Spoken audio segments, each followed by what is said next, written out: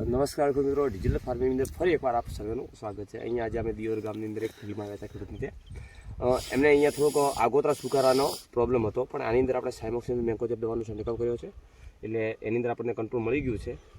અને આજે આપણે અહીંયા 50 થી 52 દિવસ જેવો અહીંયા પાક બટાકાના છોડને થયો છે। તો હવે આપણે અંદર ચેક કરશું કે અંદર ટ્યુમરની સંખ્યા અને સાઇઝ કેવી છે। જેમ કે આપણે એક અહીંયા છોડા ઉખાડ્યો છે,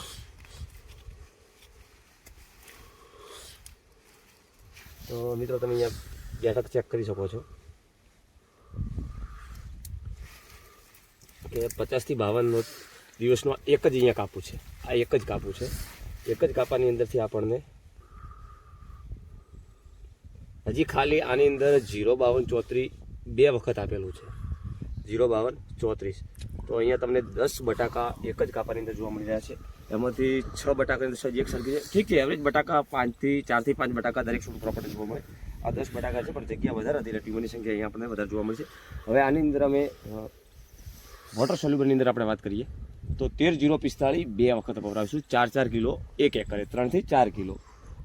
અને સાથે સાથે એફએમસી કંપનીનું લીઝન જે 48 ગ્રામનું પાઉચ આવે છે, જેના 10 પંપ થઈ છે, એ અમે સ્પ્રેમાં પહોરાઈશું, જેનાથી અમને બટાકાની સાઈઝની અંદર ભરપૂર ઉત્પાદન મળશે। અને સાથે સાથે એક બીજો છંટકાવ કદાચ કરવાનો થશે સુકારા માટે, તો ક્રિસ્ટલ કંપનીનું પ્લુટોન, જેની અંદર એઝોક્સ્ટ્રોબિન અને મેન્કોજેબ છે, એનો અમે છંટકાવ કરશું, જેનાથી અમારા બટાકાનો બોર્ડ છે સુધી લીલું છમ રહેશે।